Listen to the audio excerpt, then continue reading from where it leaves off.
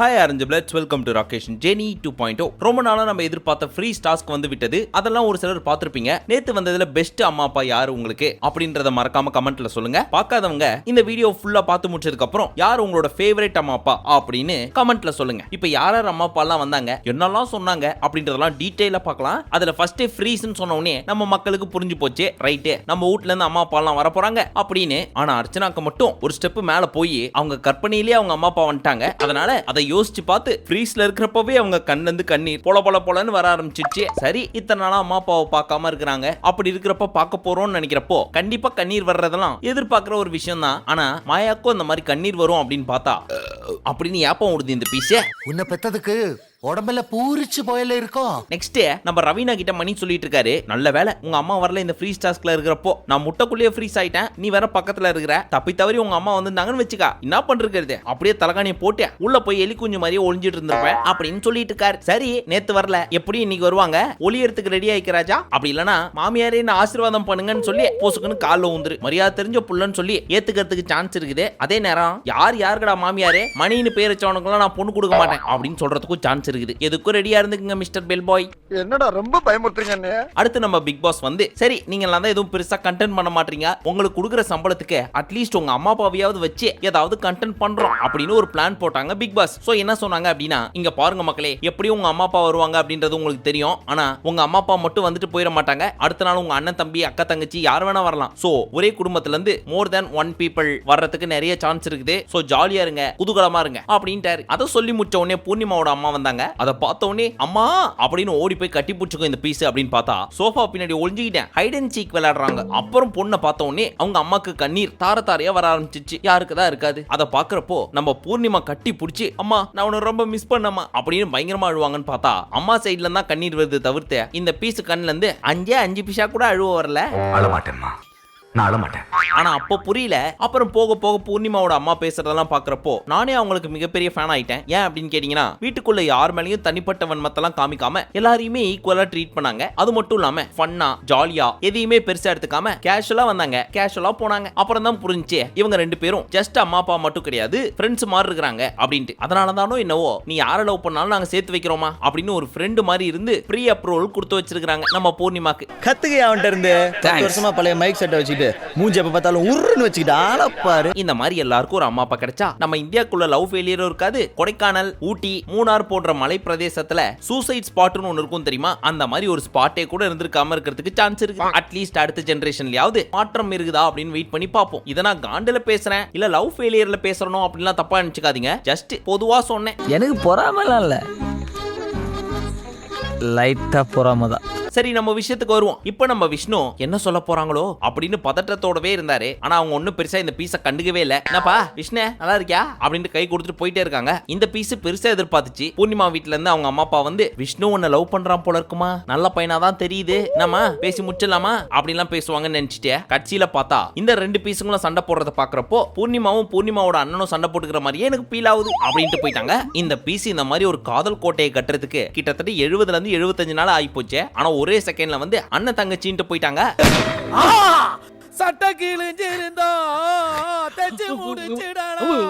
இதே மாதிரி ஒரு இன்சிடென்ட் இதுக்கு முன்னாடி வந்த சீசன்ல நடந்த மாதிரி இருக்கே, அது யாருன்னு உங்களுக்கு தோணுச்சுன்னா மறக்காம கமெண்ட் செக்ஷன்ல சொல்லுங்க. இது மட்டுமா பண்ணாங்க பூர்ணிமாவோட அம்மா? அர்ச்சனாவை பார்த்து செல்லக்குட்டி பட்டுக்குட்டி அப்படின்னு கொஞ்சம் ஆரம்பிச்சிட்டாங்க. விச்சுமாவை பார்த்து, விச்சு மேடம் நீங்க சூப்பர் மேடம், என் பொண்ணு உங்கள்கிட்ட ஏதாவது தப்பா நடந்திருந்தா பெருசா எடுத்துக்காதீங்க, அவளை மன்னிச்சிருங்க மேடம் அப்படின்னு சொல்றதெல்லாம் பார்த்துட்டு இந்த பூர்ணிமாவோட கண்ணு இன்னும் ஒரு 5 செகண்ட் இவங்க அம்மா பேசியிருந்தா வெளியவே வந்து ஊந்திருக்கும் போலகுது. அந்த அளவுக்கு ஆச்சரியப்பட்டு பார்த்துட்டு இருக்குது இந்த பீஸ். என்னது எங்க அம்மா இவங்கள்ட்ட எல்லாம் போய் சாரி சொல்லுதே, கட்டி புடிச்சி செல்லக்குட்டி பட்டுக்குட்டின்னு கொஞ்சிட்டு இருக்குதே, அப்ப இவங்க ரெண்டு பேர் தான் டைட்டில் வின்னர் அண்ட் ரன்னரா அப்படின்ற மாதிரியே பார்த்துட்டு இருந்தாங்க பூர்ணிமா. இதோட முடிச்சாங்களான்னு கேட்டா இல்ல, வெளியே போய் உட்காந்துக்கிட்டேன், இதெல்லாம் என் பொண்ணே கிடையாது, எப்பயோ தண்ணி தெளிச்சு விட்டேன் அப்படின்றாங்க. அந்த மாதிரி பேசிட்டு இருக்கிறப்போ அங்க இருந்து நம்ம விஷ்ணு ஸ்லோ மோஷன்ல நடந்து வந்துட்டு இருந்தாரு. அப்ப இந்த மாயாதேவி, மா இவங்க ரெண்டு பேர் லவ் பண்றாங்க ஆனா சொல்லிக்க மாட்டாங்க, ஆனா பூர்ணிமாக்கு பெருசா அந்த பையன் மேல ஈடுபாடு கிடையாது, ஆனா அந்த பையனுக்கு பூர்ணிமாவை பிடிச்சிருக்குது, நம்ம குடும்பத்துக்கு இதெல்லாம் செட் ஆகாதுமா, இவன் வேணாம் அப்படின்ட்டு போயிடுச்சு இந்த பீஸ். இத்தனை நாளா பூர்ணிமாவோட மண்டையை தான் கழுவிட்டு இருந்துச்சு இந்த பயப்புள்ள. ஆனா நேத்து அவங்க அம்மா மண்டையை கழுவ ஆரம்பிச்சிச்சு. இந்த பீஸுக்கு என்னதான் ஓணும்? காளி நீ காலி. அப்புறம் பூர்ணியோட அம்மா சொன்னாங்க, விஷ்ணு ரொம்ப பாவம்பா, என் பொண்ணு வந்து கட்டி பிடிக்கும்னு சொல்லி ஆசையா ஸ்டேஜுக்கு போனாரு. ஆனா மணி வந்து கட்டி பிடிச்சிட்டான். ஐயோ ஐயோ செம்ம காமெடி அப்படின்னு எவ்வளவு ஸ்போர்ட்டிவா எடுத்துக்கிறாங்க பாத்தீங்களா? பட் இதெல்லாம் கூட காமெடியா இல்ல. மாயாவை பார்த்து உன்னை நான் என்னோட குல தெய்வமா பாக்குறேன் அப்படின்ட்டு போயிட்டாங்க. அத்தோட நீ எங்க வீட்டுக்கு வரணும் அப்படின்னு ரொம்ப சிங்க் ஆயிட்டாங்க பூர்ணியோட மம்மி மாயாவோட. ஆனா போறதுக்கு முன்னாடி ஒரே ஒரு வார்னிங் மட்டும் கொடுத்துட்டு போனாங்க. நீங்க 2 பேரும் ஒழுங்கா விளையாடவே மாட்டீங்க, சோ ஒழுங்கா விளையாடுங்க, மைண்ட் யுவர் வேர்ட்ஸ் அப்படின்றத மட்டும் சொல்லிட்டு அத்தோட அவங்க உரைய முடிச்சினாங்க. இத பார்த்த மாயா அம்மா கால உழடி உழே அப்படின்ன உடனே அந்த பொண்ணு ஊந்துச்சு. அதை பார்த்த உடனே அவங்க அம்மாக்கே ஆச்சரியம். ஏமா இத்தனை வருஷமா இதை பெத்து வளர்த்துருக்கிறம்மா, ஒரு நாள் கூட என் காலில் ஊந்தது கிடையாது. இதை பாக்குறப்போ அப்படியே ஊந்து கறி இந்த கண்கொள்ளா காட்சியை பார்த்துனே இருக்கணும் போல இருக்குதே அப்படின்னு கை கொடுத்து கூட தூக்காம ஜாலியா ரசிச்சிட்டு இருந்தாங்க. எங்கேயோ போயிட்டடா நீ, எங்கேயோ போயிட்ட. நெக்ஸ்ட் இந்த அம்மாவை வெளியே அமிச்சிட்டு அடுத்த அம்மாவை உள்ள அனுப்புவாங்க அப்படின்னு பார்த்தா இவங்கள உள்ளே இருக்க வச்சுட்டு அர்ச்சனாவோட அம்மா அப்பாவை உள்ள விட்டாங்க. நம்ம அர்ச்சனாவும் ஓடி போய் மம்மி டாடி அப்படின்னு கட்டி பிடிச்சி முத்தம் கொடுத்து அப்பா சட்டையை கரையாக்கி விட்டாங்க. வெறப்பா வந்தாரு அவங்க டாடி. வந்து கண்ணா பின்னான்னு மாயாவை பிடிச்சி கத்த போறாரு அப்படின்னு பார்த்தா மாயா நான் உங்களோட பிக் ஃபேன் அப்படின்ட்டு போயிட்டாரு. என்னது மாயாவோட ஃபேனா? ஒருவேளை நக்கல் அடிக்கிறாரோ அப்படின்னு பார்த்தா எப்பெல்லாம் மாயாவை பாக்குறாரோ நான் உங்க ஃபேன் அப்படின்னு அதையே சொல்லிட்டு இருக்காரு.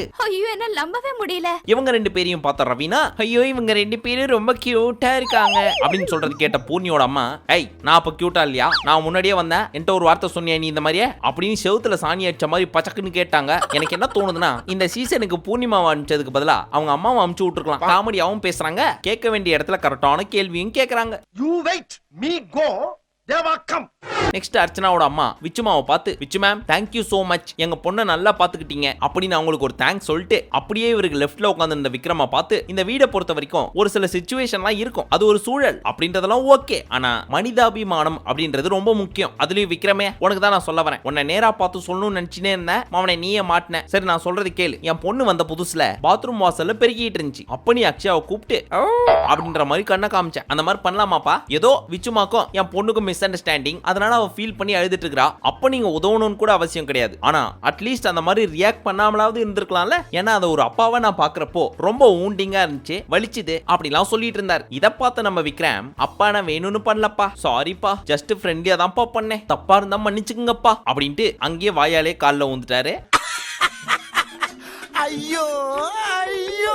அதே மாதிரி அர்ச்சனாவோட அப்பாவும் இல்லப்பா ஏதோ சொல்லணும்னு தோணுச்சு அதனால சொன்னேன், தப்பா இருந்தா என்ன மன்னிச்சுக்கப்பா அப்படின்னு கையெடுத்து கும்பிட ஆரம்பிச்சிட்டார். ஒரு அப்பாவா அவர் செஞ்சதெல்லாம் கரெக்ட் தான். ஆனா பக்கத்துல உட்காந்துட்டு இருந்த அர்ச்சனா பீசியா ஒரு வார்த்தை வாயை திறந்து, அப்பா அவன் மட்டுமா அப்படி பண்ணா, நானும் தான்ப்பா அப்படிலாம் பண்றேன், இதெல்லாம் கேம்பா, இதெல்லாம் ஏன் பெருசா எடுத்துக்கிற, ஃப்ரீயா விடுப்பா, ஏன் அவனை பார்த்து நான் செட் ப்ராப்பர்ட்டின்னு சொல்லியா, அவன் கெட்டப்ப போட்டு நான் சும்மாவே உட்காந்துட்டு இருக்கிறப்ப போர் அடிக்குது அப்படின்னு சொல்லியா, இப்படிலாம் சொல்லி அட்லீஸ்ட் அப்பாவை ஆஃப் பண்ணிருக்கலாம். ஏன்னா அதே வீட்டுல நம்ம விக்ரமோட அம்மா அப்பாவும் வந்தாங்க, அவங்களுக்கு எவ்வளவு ஃபீல் ஆயிருக்கும் அப்படின்றதையும் நம்ம யோசிக்கணும்லப்பா. ஏன்னா விக்ரமோட அம்மா விக்ரம் கிட்ட சொல்லிட்டு இருந்தாங்க, நான் கூல் சுரேஷை பார்த்தா கேட்கணும்னு நினைச்சேன்ப்பா, உன்னை பார்த்து செட் ப்ராப்பர்ட்டின்னு சொல்றப்ப எனக்கு ரொம்ப கஷ்டமா இருந்துச்சு அப்படின்னு இப்படிலாம் சொல்லிட்டு இருந்தாங்க. சோ எல்லாரோட அப்பா அம்மாக்கும் தப்பே பண்ணாலும் அவங்க பிள்ளைங்க தான் அவங்க உலகத்துல ராஜா ராணி. அப்படி இருக்கிறப்போ யாரா இருந்தாலும் அவங்களோட பிள்ளைங்களை ஹர்ட் பண்ணா அவங்களுக்கு வலிக்க தானே செய்யும். அந்த மோட்டிவ்ல தான் விக்ரமோட அம்மாவா இருக்கட்டும் இல்ல அர்ச்சனாவோட அப்பாவா இருக்கட்டும் 2 பேருமே சொன்னாங்க, இந்த சீன்லாம் பாக்குறப்போ லைட்டா மனசு கஷ்டமா இருந்துச்சு. எப்படி விக்ரம பார்த்து நீ அப்படி பண்ணது கஷ்டமா இருந்துச்சுன்னு சொன்னாரோ அதே மாதிரி நிக்சனையும் பார்த்து என் பொண்ணுக்கு கள்ளிப்பால் கொடுத்து கொண்டு இருக்கணும் அப்படின்னு ஒரு வார்த்தை சொன்னப்பா, அதெல்லாம் அவாய்ட் பண்ணிருக்கலாம். பரவாயில்ல, கோவம் அது எல்லாருக்குமே ஆனது, அதை கொஞ்சம் கண்ட்ரோல் பண்ணிருக்கலாம், அந்த மாதிரியான வார்த்தைகள்லாம் அவாய்ட் பண்ணிருக்கலாம். சரி பரவாயில்ல அப்படின்னு சொன்னாரு. இத பார்த்த நம்ம நிக்சனுக்கு பயங்கர ஷாக்கு, நானா கள்ளிப்பால் கொடுத்து கொள்ள சொன்னா, இது எப்ப அப்படின்னு, தம்பிய நீ சொன்ன நான் கேட்டேன் அப்படின்னு அடிச்சு சொல்றாரு. அப்போ இந்த பீஸ் சொல்லி இருக்குது, நம்ம விஜய் டிவி ஆளுங்க தான் ஒன்னார் சொல்ல போடாம விட்டுருக்காங்க, கேஸ் வரும்னு பயந்துருப்பாங்க போல இருக்கு.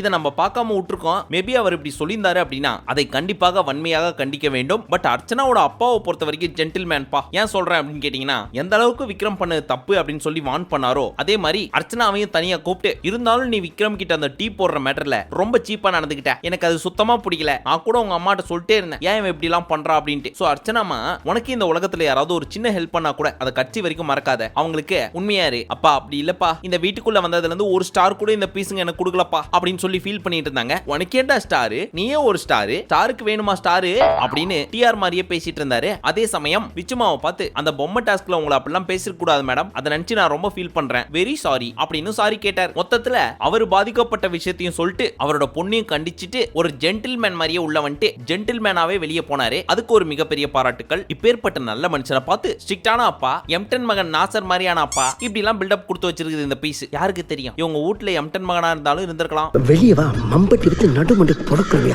அடுத்து நம்ம அர்ச்சனாவோட மம்மி மாயாவோட கையை பிடிச்சி, என்னடாமா கையெல்லாம் கொதிக்கிறதே, என்ன ஆச்சு அப்படின்னு கேட்டாங்க. அந்த பீஸும் உடம்பு சரியில்லை அப்படின்னு சொல்லி சமாளிச்சிருச்சு. ஆனா இந்த பீஸுக்கு உள்ளுக்குள்ள ஒரு பயம், ஐயோ இங்க இருக்கிறதுல அர்ச்சனாவை அதிகமா வச்சு செஞ்சதே நம்ம தான், என்னென்ன கேள்வி கேட்க போறாங்களோ அப்படின்ட்டு. ஆனா தன்னோட பொண்ணு மாதிரியே கன்சிடர் பண்ணி தடவி கொடுத்து போயிட்டு வரேன் கண்ணுக்குட்டி அப்படின்னு பை பை சொல்லிட்டு கிளம்பிட்டாங்க. அம்மா, என் பெத்த தாயை ஓவர்டேக் பண்ணிட்டீங்கம்மா, ஓவர்டேக் பண்ணிட்டீங்க. அடுத்து வந்தது நம்ம விக்ரமோட அம்மா அப்பா. அவங்க வந்த உடனே நம்ம ஆளு ஓடி போய் கட்டி பிடிச்சி அழுவ ஆரம்பிச்சிட்டாரு. அதை பார்த்த உடனே நம்ம கண்ணும் லைட்டா கலங்க ஆரம்பிச்சுது. ஆனா பெருசா வெளியே காட்டிக்கல. உங்களே யாராவது அழுதுருந்தீங்க அப்படின்னா அசிங்கப்படாம வந்து கமெண்ட்ல சொல்லுங்க. அங்க நம்மளோட அழுகை யாரும் கண்டுபிடிக்க முடியாது. நம்ம விக்ரமோட அம்மா என்ன சொன்னாங்க அப்படின்னா, ஜாலியா பேசுப்பா, ஆனா இந்த வீட்டுக்குள்ள யாரையும் நம்பாத, முக்கியமா மாயா, பூர்ணிமா, விஷ்ணு இவங்க எல்லாரும் உன்னை பத்தி பின்னாடி பேசுறாங்கப்பா. சோ தனியாவே ஆடு, இன்னும் 27 டேஸ் தான் இருக்குது, அது வரைக்கும் நீ பேசாம இருந்தனா வெளியே அமிச்சிருவாங்கப்பா. சோ உன்னை யாராவது ஏதாவது சொன்னா ஏத்து கேள்வி கேளு அப்படின்லாம் சொல்லி அம்மா அட்வைஸ் கொடுத்தாங்க. இந்த பீஸும் சரிமா பேசுறேன் அப்படின்னு தலையாட்டுச்சு. இன்னும் இருக்கிறது 3 நாள், என்னத்த பேசி என்ன ஆக போகுது. ஆனா ஒரு உண்மையை சொல்லட்டுமா, மத்தவங்களோட அம்மா அப்பாவெல்லாம் கூட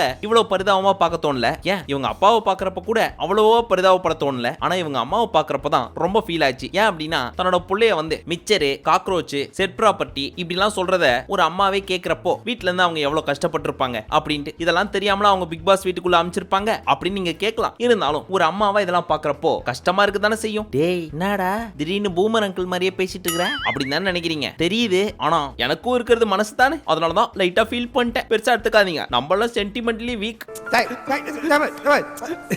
என்ன நான் இருக்கேன்டா, வளர்ந்து போய் எழுதிட்டு.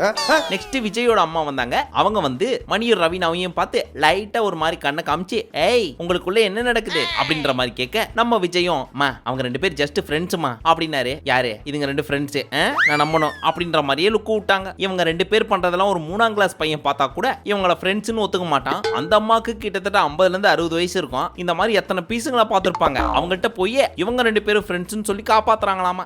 என்ன பயல. லாஸ்ட் அண்ட் ஃபைனலி இவங்க எல்லாரும் வீட்டுக்கு அனுப்ப போறதுக்கு முன்னாடி ரிட்டர்ன் கிஃப்ட் கொடுக்கணும் அப்படின்னு சொல்லி நம்ம கண்டஸ்டன்ட்ஸை அப்பா அம்மாங்களுக்கு கொடுக்க சொன்னாங்க. அதன்படி ஒவ்வொரு பீஸும் ஸ்டாரு, பேண்டு, வளையல், கடலை மாவு, பாம்பு அது இதுன்னு கொடுத்தாங்க. அதுக்கப்புறம் கண்டஸ்டன்ட்ஸோட அம்மா அப்பாக்கு ஒரு டாஸ்க் வச்சாங்க. அது என்ன டாஸ்க் அப்படின்னு கேட்டீங்கன்னா, நீங்க எல்லாரும் ஒண்ணு கூடி இந்த வீட்டுக்குள்ள இருக்கிற கண்டஸ்டன்ட்ஸ்லயே உங்களோட ஃபேவரட் கண்டஸ்டன்ட் யாரு அப்படின்னு சொல்லி முடிவு பண்ணி அவங்களுக்கு இந்த அவார்டு கொடுக்கணும் அப்படின்னு சொல்லியிருந்தாங்க. சோ எல்லாரும் கூடி பேசி ஒரு அம்மாவா, ஒரு அக்காவா, ஒரு சாதாரண கண்டஸ்டன்ட்டா நம்ம பிள்ளைங்களை எல்லாரும் பாத்துக்கிட்டது இந்த விச்சுமா தான். சோ இது இந்த விச்சுமாக்கு தான் போய் சேரணும் அப்படின்னு தூக்கி அவங்க கையில கொடுத்துட்டாங்க. அதை பார்த்த நம்ம விச்சுமா பிக் பாஸ் டைட்டில் வின் பண்ணியிருந்தா கூட நான் இவ்வளவு சந்தோஷப்பட்டிருக்க மாட்டேன். ஆனா இவங்களோட ஹார்ட்ஸை வின் பண்ண பாத்தீங்களா, அதுதான் எனக்கு ரொம்ப பெருமையா இருக்கு அப்படின்னு ஃபீல் பண்ணிட்டு இருந்தாங்க. ஆனா இதுக்கு முன்னாடி வரைக்கும் கூட நம்ம அடிக்கடி சொல்லிட்டு இருந்திருப்போம், யார் இந்த சீசன்ல டைட்டில் வின்னர் ஆக போறாங்கன்றது இப்போ வரைக்கும் நமக்கு தெரியல அப்படின்ட்டு. ஆனா நேத்து எபிசோட பார்த்த உடனே முடிவாகி போச்சு, யாரு டைட்டில் வின்னர் யாரு ரன்னர் அப்படின்ட்டு. சும்மா சொல்லு, சொல்லலைன்னா என் தலை வெடிச்சிருந்தா சொல்லு. சரி, இது வரைக்கும் வந்த 4 பேராவது